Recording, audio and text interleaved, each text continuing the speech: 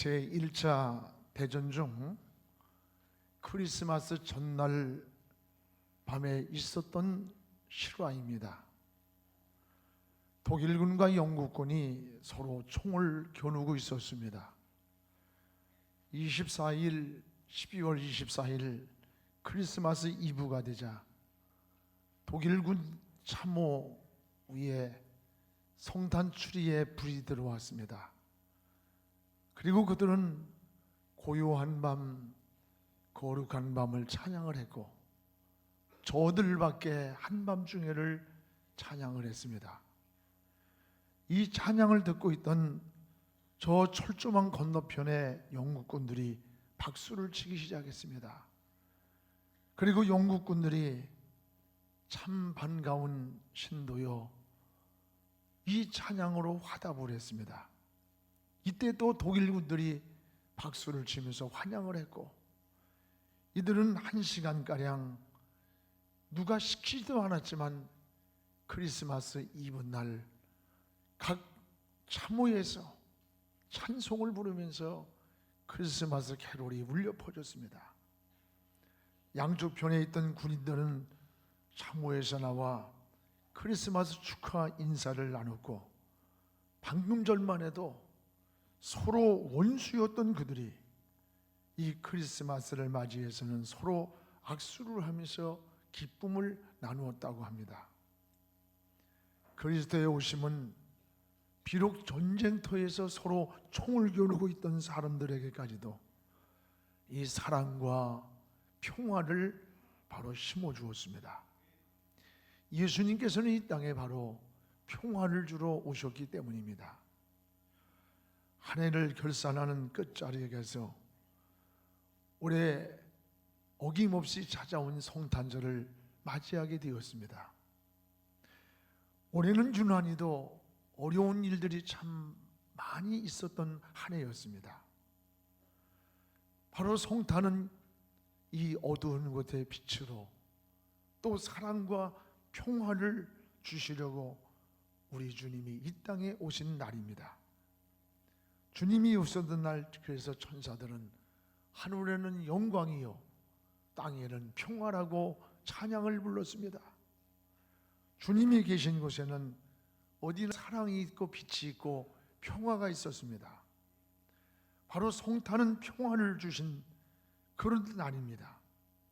우린 이번 성탄절에 여러분의 마음속에도 가정에도 그리고 우리 사회와 이 민족 가운데도 이 평화의 종이 울려 퍼지기를 기원합니다.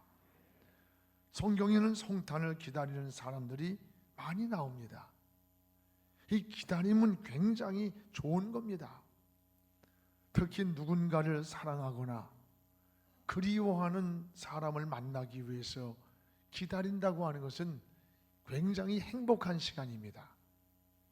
성탄은 바로 구원받은 우리 그리스도인들이 예수님을 만나기 위해 가장 사모하는 기다리는 날이 성탄입니다. 그런데 성탄에 좋은 기다림도 있지만 성경에는 악한 기다림도 있었습니다. 성경에는 두 종류의 사람들이 예수님의 성탄을 기다리고 있었습니다.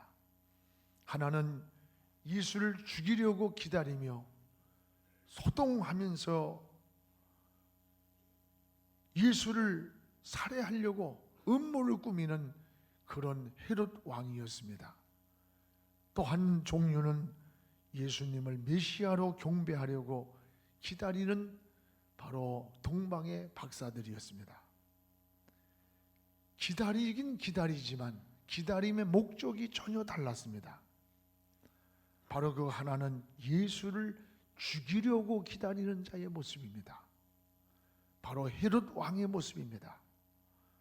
헤롯은 이스라엘의 왕이 나신다는 소식을 듣고 분노하며 시기 질투하며 소동하면서 저 박사들을 베들레헴으로 보내면서 정보를 받아 예수를 죽이려고 음모를 꾸미며 기다리고 있었습니다.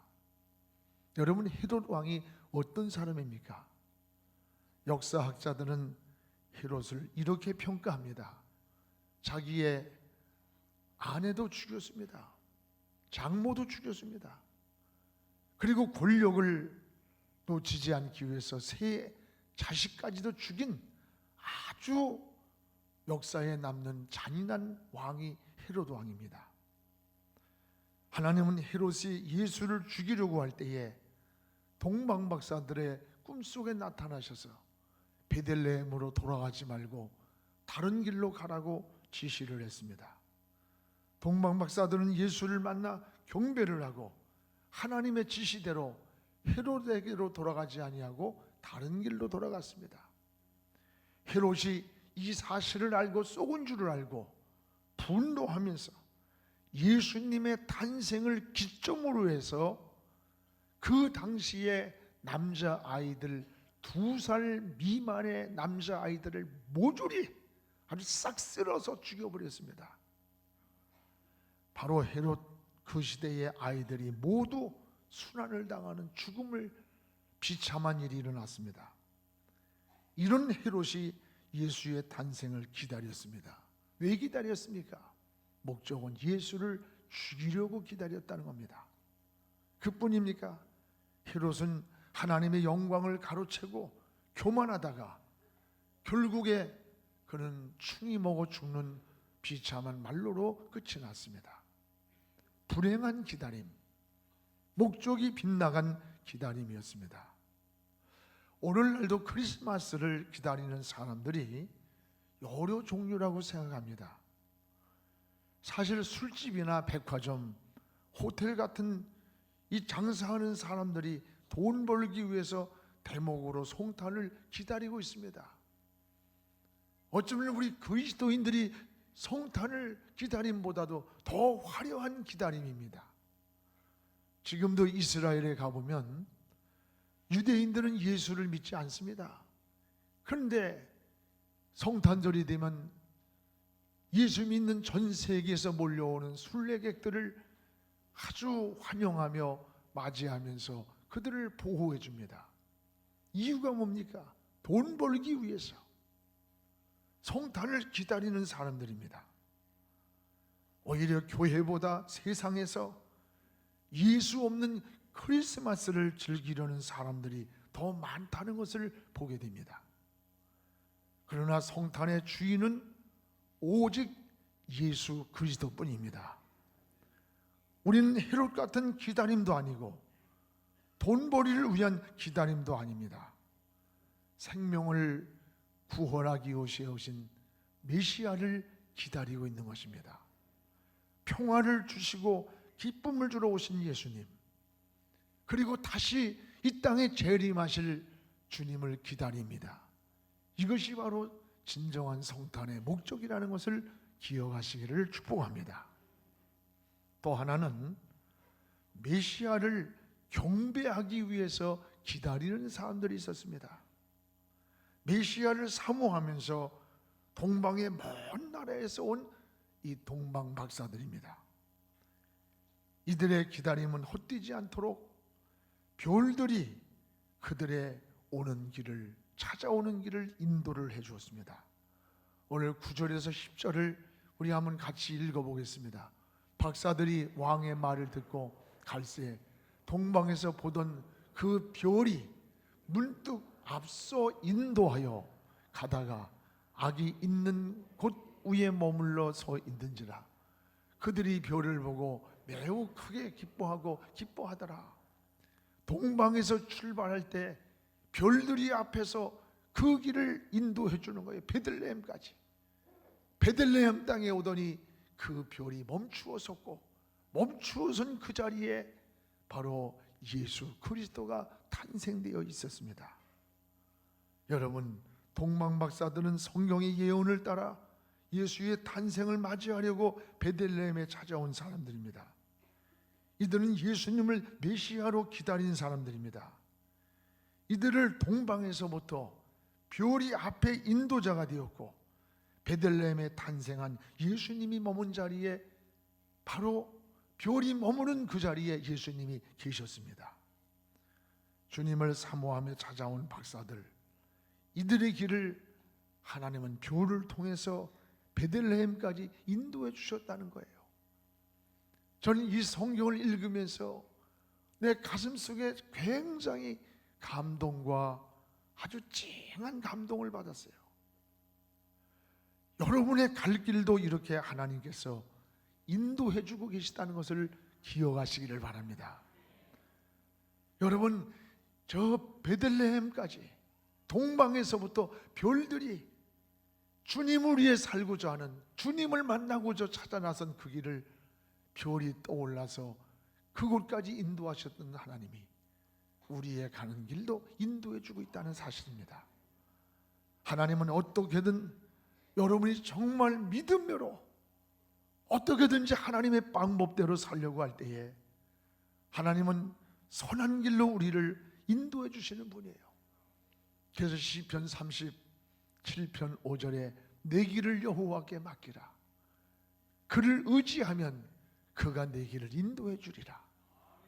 너희의 길을 하나님께 맡기라. 우리 살아가는 인생의 길을 하나님께 맡기라. 하나님을 의지하면 그분이 우리의 길을 이루어 주신다는 거예요. 여러분, 지금 내 뜻대로 안 된다고 그 길이 꼭 실패한 길이 아니라는 사실을 깨달아야 합니다. 여러분의 뜻대로 되는 것만이 하나님이 인도하는 길이 절대 아니라는 것을 알아야 돼요. 여러분이 진정 하나님 편에 서 있다면 바로 그 길이 바로 하나님이 인도하는 길임을 깨닫기를 축복합니다. 조엘 오스틴 목사님이 쓴 그 간증을 전에 여러분에게 한번 이야기한 적이 있습니다. 야구 선수 출신인 건장한 두 남자가 저 케냐로 단기 선교를 가기 위해서 많은 시간을 기도를 하고 출발을 했습니다. 그런데 런던에 도착하자마자 비행기가 착륙을 못하는 거예요. 안개가 너무 많이 껴서. 그래서 2시간을 거기서 계속 착륙하지 못하고 있다가 그만 다음 비행기를 갈아탈 시간을 놓쳤습니다. 다음 시간을 기다리는 시간이 8시간, 9시간이었습니다. 이들은 원망을 했습니다. 하나님, 도대체 이해할 수가 없습니다. 우린 선교를 가기 위해서 그 많은 시간 기도하고 떠났는데 하나님, 왜 이게 뭡니까 도대체? 그 다음 비행기를 탔는데 마침 거기에는 또 자리가 없어요. 겨우 얻은 자리가 이 조종석 뒤에 쪼그리고 앉아야 하는 그런 자리였습니다. 그래서 조종석 뒤에 바로 둘이 앉아 있는데 어디쯤 비행기가 가다가 급강을 하더니 그대로 곤두박질을 치기 시작합니다. 비행기 안에 있는 사람들이 수라장이 되었고 아우성을 칩니다. 승무원들은 이들을 안정시키려고 이리저리 뛰어다닙니다. 아니, 하나님, 우리를 이렇게 죽게 버려두는 겁니까? 라고 하면서 하나님 앞에 진지한 기도를 드렸습니다. 기도를 드리고 있는 그 사이에 바로 자기 앞에 조종석에서 비명소리가 들리기 시작했습니다. 그래서 조종석을 열어봤더니 바로 거기에 테러범이 있었습니다. 테러범이 운전석 그 조종사를 조이면서 죽이려고 하는 거예요.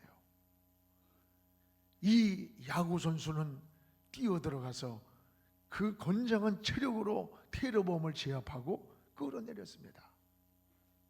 그리고 이 비행기의 조종석은 다시 조종사가 앉게 되었고 3만 피트에서 4천 피트까지 바로 추락하기 직전까지 비행기가 떨어졌습니다. 만약에 조종사가 그 자리에 앉지 못했다면 그 비행기는 추락해서 다 죽었을 겁니다.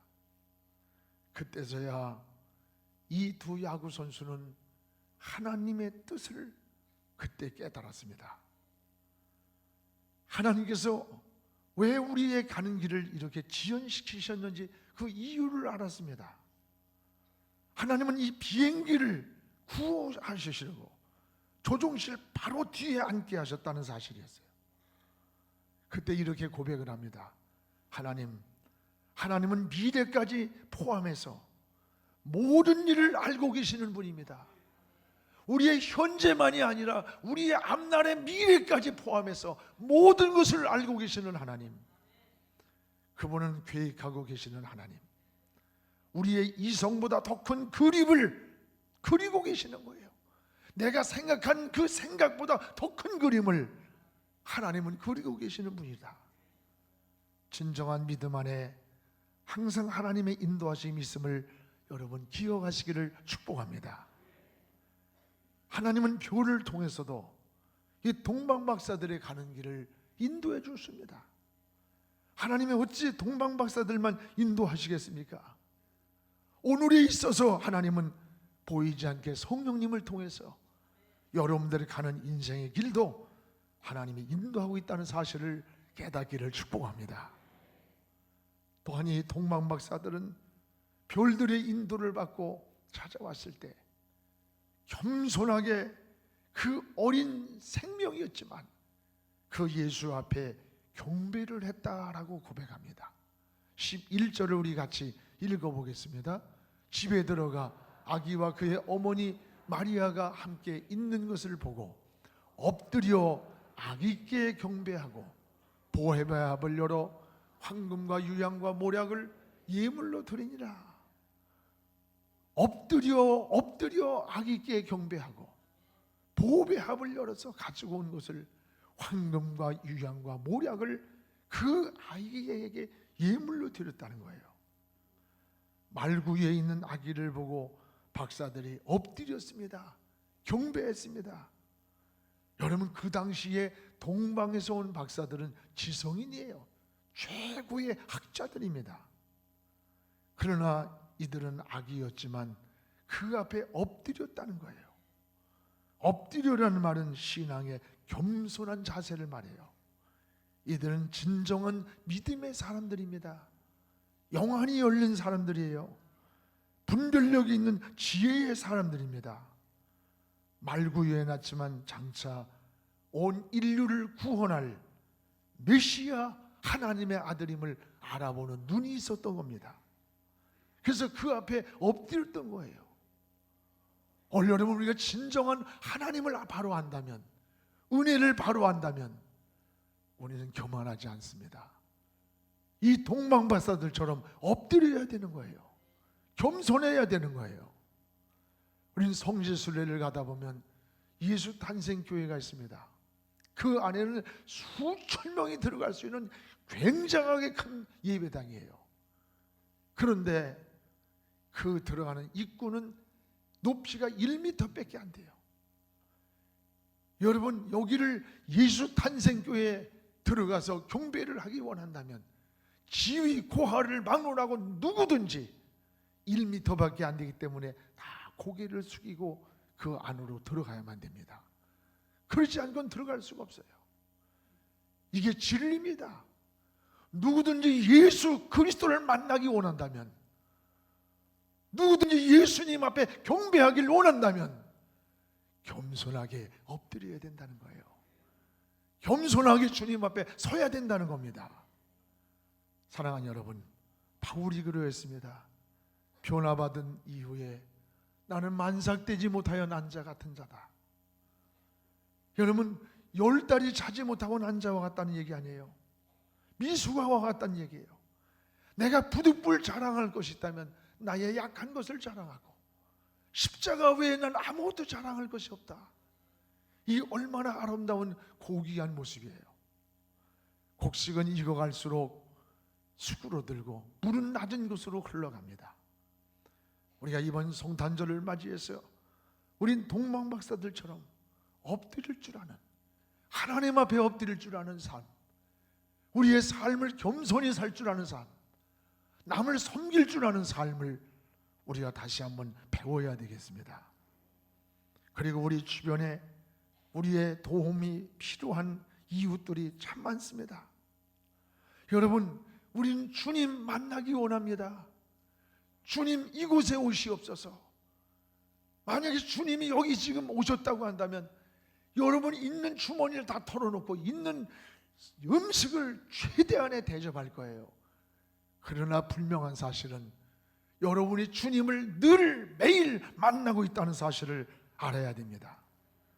여러분의 도움이 없이는 도저히 일어설 수 없는 곳에, 여러분이 붙잡아 주지 않고는 도저히 설 수 없는 그런 사람이 여러분 곁에 있다면 바로 그곳에 주님이 계시다는 사실을 우리가 깨달아야 됩니다. 성탄은 우리들만의 즐거움이 아니에요. 이웃과 함께하는 사랑을 나누는 기쁨이 있어야 합니다. 특별히 이번 성탄에 가장 귀한 VIP 귀분을 초청하십시오. 여러분의 손과 발이, 그리고 여러분의 재능과 소유가 주님 앞에 도구가 되기를 원합니다. 주님을 만난 박사들은 자기들의 삶에서 가장 고귀한 세 가지 예물을 드렸습니다. 11절 하반절에 황금과 유향과 모략이에요. 여러분, 이 세 가지 예물 속에는 깊은 신앙 고백이 있다는 걸 알아야 돼요. 이 예물의 가치보다 더 중요한 것은 이 예물이 지닌 의미입니다. 이 황금과 유향과 모략이 뭐냐? 황금은 그 당시에 왕에게만 드려진 예물이었답니다. 바로 예수님에게 동방박사들이 와서 황금을 드린 것은 예수님을 만왕의 왕으로 맞이했다는 거예요.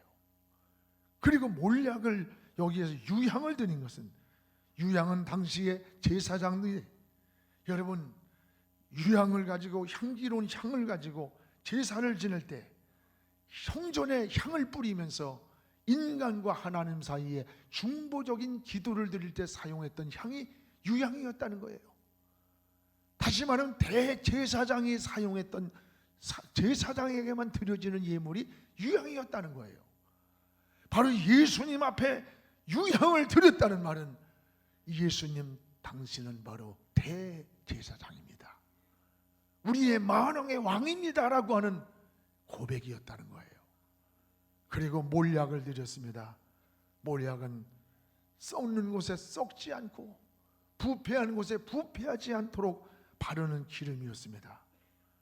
주님이 십자가에서 우리 위에 흘려주신 그 보배로운 피, 그 보혈은 영원히 우리를 썩지 않게 하는 생명의 모략과 같은 겁니다.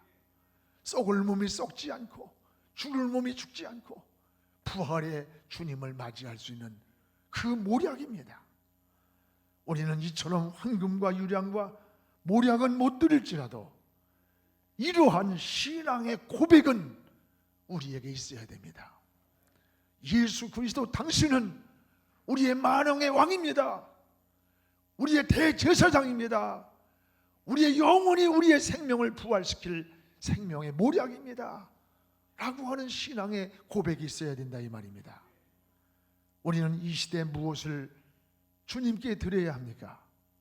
바로 생명입니다. 생명보다 더 귀한 게 없습니다. 생명을 구원하려고 이 땅에 오신 날이 성탄입니다. 십자가를 지신 것도 생명 구원하려고 지신 겁니다. 이번에 성탄절에 우리는 가장 귀한 VIP를 초청합니다. 가장 귀빈을 우린 VIP라고 말합니다. 여러분이 초청하는 영혼이 바로 VIP입니다. 영혼보다 더 귀한 게 어디 있겠어요? 주님은 영혼보다 더 기뻐하는 일이 없습니다. 여러분의 지체를, 재능을, 소유를 생명 구원하는데 이번에 사용하기를 바랍니다. 여러분, 사랑하는 성도 여러분, 올해도 한 해가 저물어 갑니다.